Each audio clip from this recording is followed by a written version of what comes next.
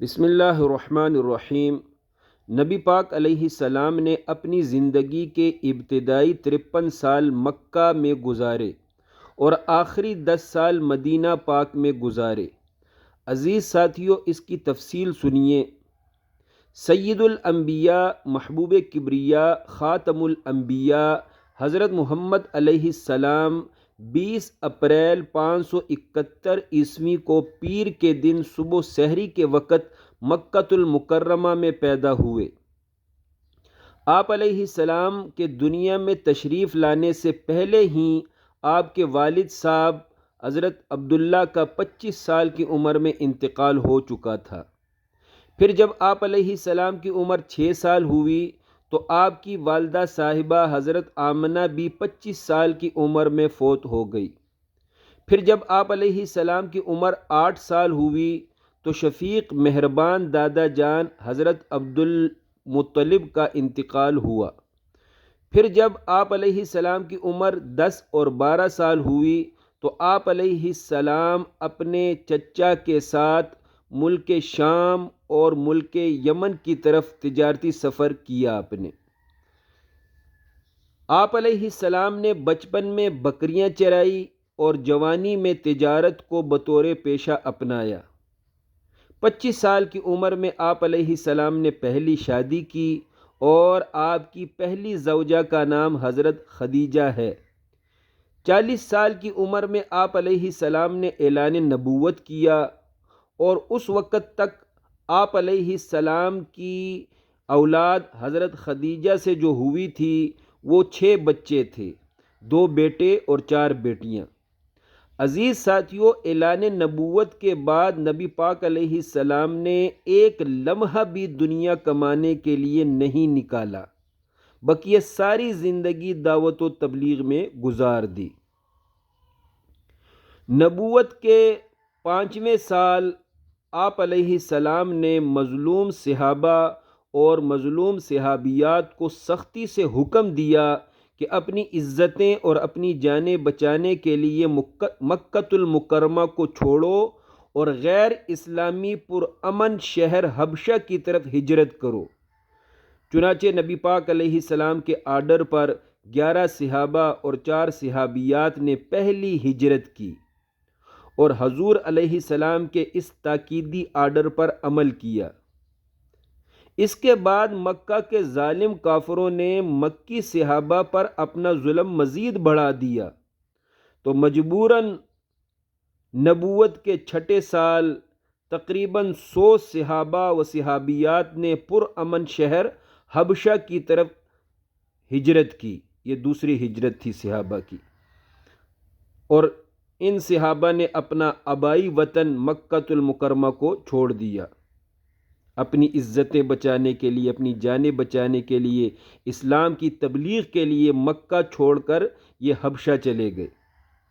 نبوت کے 7ویں سال نبی پاک علیہ السلام نے مکۃ المکرمہ میں چاند کو 2 ٹکڑے کرنے کا معجزہ دکھایا، اور پھر نبوت کے 7ویں سال سے لے کر نبوت کے 10ویں سال تک یعنی مسلسل 3 سال آپ علیہ السلام کو شعب ابی طالب پہاڑی گھاٹی میں قید و بند میں رکھا گیا۔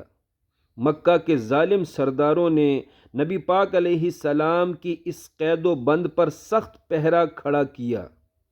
نبی پاک علیہ السلام کو باہر کی دنیا سے مکمل طور پر بے رابطہ کر دیا، حتیٰ کہ باہر سے کوئی خوراک بھی نہ پہنچا سکتا تھا۔ مسلسل 3 سال تک سخت قید تنہائی کا سامنا کیا نبی پاک صلی اللہ علیہ وسلم نے۔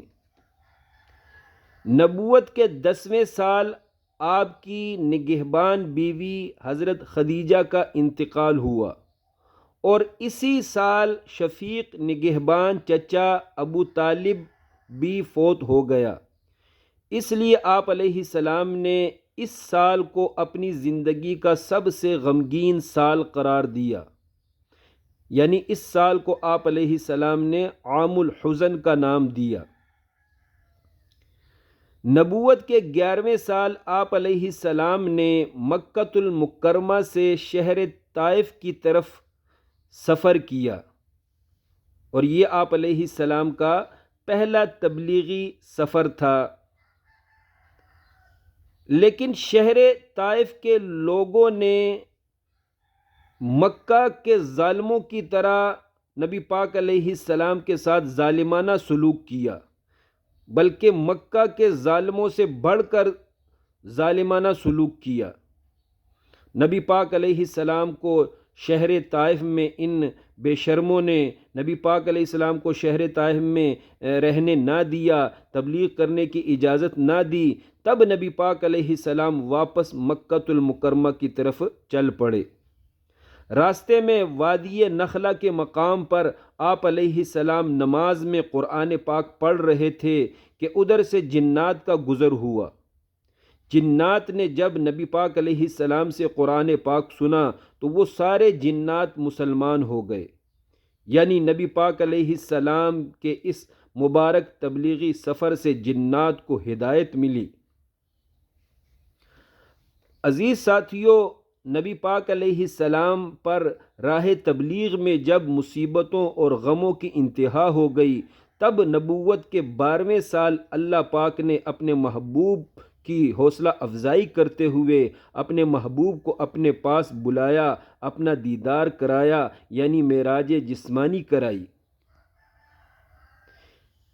اسی سال، یہ جو نبوت کا 12واں سال تھا، اسی سال 12 مدنی لوگ حج کے موقع پر حضور علیہ السلام کے ہاتھ پر مسلمان ہوئے۔ چنانچہ آپ علیہ السلام نے اپنے ایک صحابی حضرت مصعب بن عمیر کو ان 12 نو مسلم لوگوں کے ہمراہ مدینے بھیج دیا۔ حضرت مصعب نے مدینے پہنچ کر تبلیغ شروع کر دی۔ اس صحابی کی تبلیغ کی برکت سے نبوت کے 13ویں سال نبی پاک کے ہجرت مدینہ سے پہلے مدینے کے 72 لوگ مسلمان ہو چکے تھے۔ عزیز ساتھیو، نبوت کے 14ویں سال نبی پاک علیہ السلام مکہ مکرمہ چھوڑ کر مدینے تشریف لے آئے۔ آگے پھر نبی پاک علیہ السلام کی 10 سالہ مدنی زندگی ہے، جس میں نماز، روزہ، حج، زکوٰۃ اور جہاد فرض ہوئے اور دیگر تمام شرعی احکام نازل ہوئے، اور پھر وہ شرعی احکام اتنے اچھے شاندار طریقے سے نافذ ہوئے کہ مدینے کی ریاست دنیا کی سب سے اچھی ریاست بن گئی۔